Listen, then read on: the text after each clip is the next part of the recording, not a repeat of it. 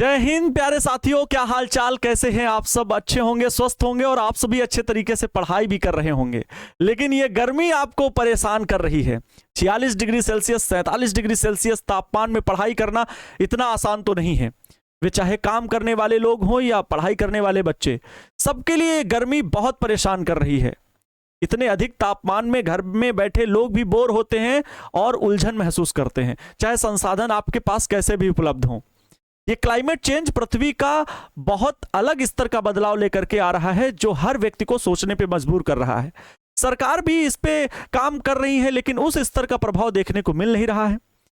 पेड़ पौधों की कमी है और जितनी अधिक गर्मी पड़ रही है, आने वाले दिनों में क्या होगा, ये तो खैर हम लोग इस पर चर्चा बाद में करेंगे।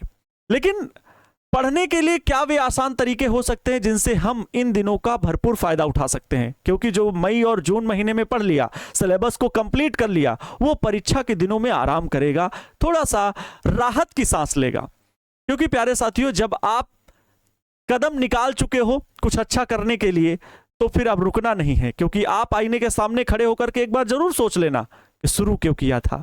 अब मई और जून की यह गर्मी सबके लिए है, लेकिन वही बच्चे आगे निकलेंगे जो इस महीने में भी अच्छे से पढ़ाई करेंगे। गर्मी चाहे कितनी भी हो, लेकिन आपको रोक नहीं सकती, आपके हौसले को रोक नहीं सकती। इसलिए पढ़ने का क्या सही समय होना चाहिए, क्या तरीका होना चाहिए, वो मैं आपको गाइड करने वाला हूं, बताने वाला हूं। इस छोटे से वीडियो में जल्दी से हम आप सभी के बीच में डिस्कस करेंगे। वीडियो को लास्ट तक देखिएगा, अपने दोस्तों के बीच जरूर शेयर कीजिएगा। गर्मी के दिन है, सब कोई बेहाल है, परेशान है, लेकिन थोड़ी सी मदद हो जाए तो बड़ा परिवर्तन आ सकता है। कहते हैं छोटी छोटी आदतें बड़ा बदलाव ला देती हैं। इसलिए मैं चाहूंगा कि आप अपने दोस्तों के बीच जरूर शेयर करेंगे। स्वागत करते हैं आपका इस वीडियो में। मैं आनंद अवस्थी, सर्टिफाइड कैरियर कोच, आपके लिए इस वीडियो में बहुत ही शानदार टिप्स देने वाला हूं। सबसे पहले मैं आपको बता दूं कि जो छात्र मई जून गर्मी में पढ़ लेता है, जनवरी फरवरी में वह मुस्कुराता है। क्योंकि अगर आपने मई जून महीने में खूब अच्छे से पढ़ाई की और आपने अपना सिलेबस कंप्लीट कर लिया, तो समझ लीजिए आपने फतेह हासिल कर ली। अपने रिजल्ट में अभी से फतेह हासिल करने के लिए झंडा गाड़ दिया है कि हम आने वाले हैं बेहतर अंकों के साथ। कुछ तरीके हैं जो मैं आपको यहां पर एक स्लाइड में सारी चीजों को कवर कर रखा हूं। इस स्लाइड में आपको समझाता हूं। आपके प्रश्न यही है कि 46 डिग्री सेल्सियस की गर्मी में तैयारी कैसे करें। गर्मी बहाना नहीं, सफलता का इम्तिहान है। कई बच्चों के लिए, कई बच्चे तो झोपड़पट्टी में रहते हैं, छत तक नहीं है, परेशान होते हैं, पंखा नहीं है, लाइट नहीं है, बहुत सारी परेशानियां हैं।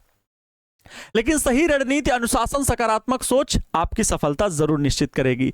गर्मी में पढ़ाई करने की कुछ स्मार्ट ट्रिक्स हैं जो यहां पर लिखी हुई है, मैं एक एक करके पढ़ के आपको समझाता हूं। सुबह का गोल्डन टाइम होता है भाई। सुबह 4 बजे से 8 बजे तक का जो टाइम है, इस समय दिमाग सबसे फ्रेश और ताजा रहता है। जो भी पढ़ें, कठिन विषय इस समय में पढ़ेंगे तो आपको ज्यादा दिमाग में चढ़ेगा, ज्यादा दिमाग में जल्दी से फिट हो जाएगा। हाइड्रेट रहना सबसे ज्यादा जरूरी है। हाइड्रेट रहने का मतलब है आप पानी खूब ज्यादा पिए, पानी खूब पिए और इन चीजों का सेवन करें, जैसे नींबू पानी, सत्तू, नारियल पानी, ORS, छाछ। पढ़ाई की जगह जो है ठंडी बनाए रखें।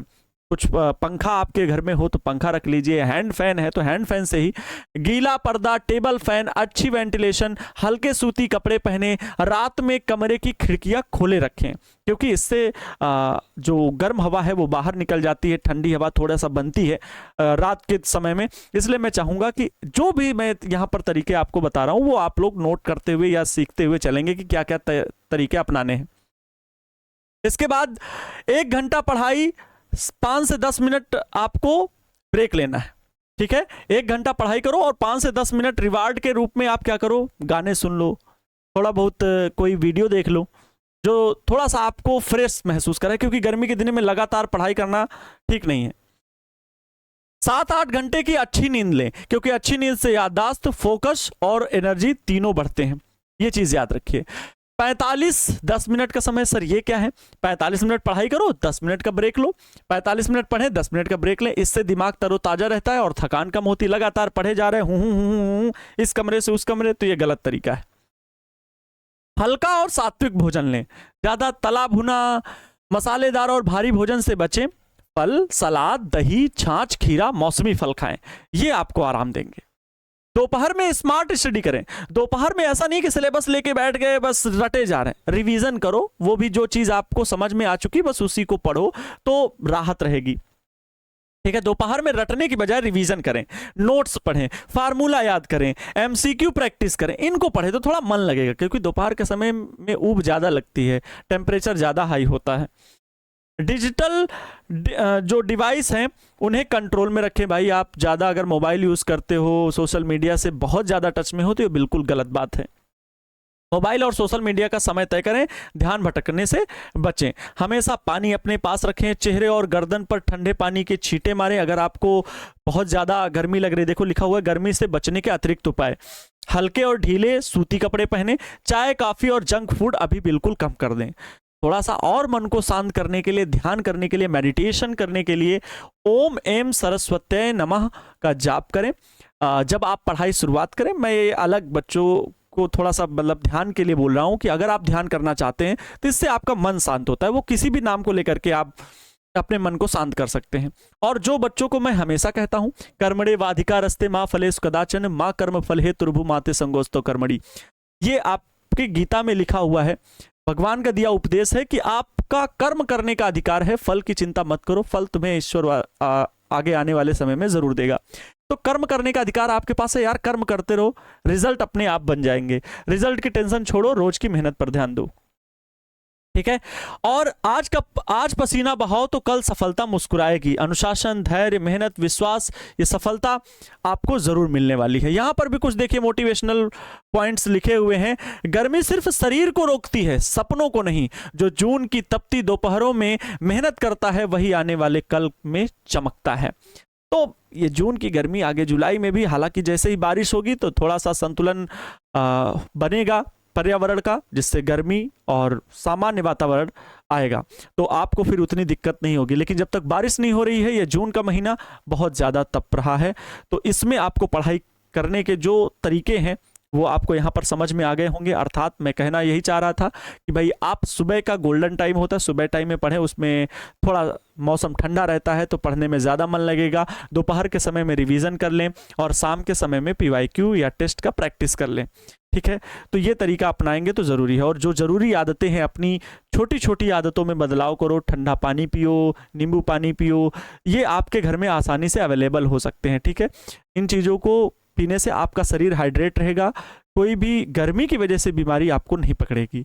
तो इससे आपको सेहतमंद रहना भी बहुत ज़रूरी है। और गर्मी में बाहर निकलने से, घर से बाहर निकलने से बचें, क्योंकि अनावश्यक अगर आप घर से बाहर जाते हैं तो इतनी धूप, इतनी लू चलती है, वो भी किसी को भी बीमार कर सकती है, कोई भी हो। इसलिए गर्मी से ये जो बचने के उपाय हैं इनको ज़रूर फॉलो करें। और बहुत ज़रूरी है आपके पढ़ाई करने में ये चीज़ें, अगर गर्मी भी बाधा बनती है तो बहुत बड़ा नुकसान होता है आने वाले भविष्य का।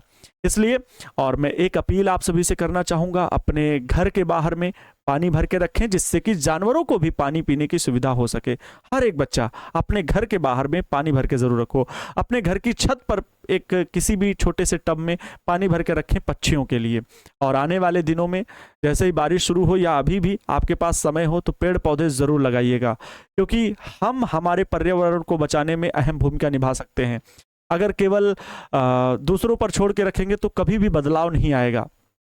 ठीक है, छोटी छोटी आदतों से बड़े बदलाव आते हैं। तो मैं आप सभी से निवेदन करता हूं, आने वाले दिनों में आप खूब पेड़ पौधे लगाएं और अपने घर के सामने जानवरों के लिए भी पानी भर करके रखें। ये मेरा आप सभी से निवेदन है, क्योंकि वो भी भटकते हैं और इस तपती गर्मी में बहुत ज़्यादा परेशान हैं।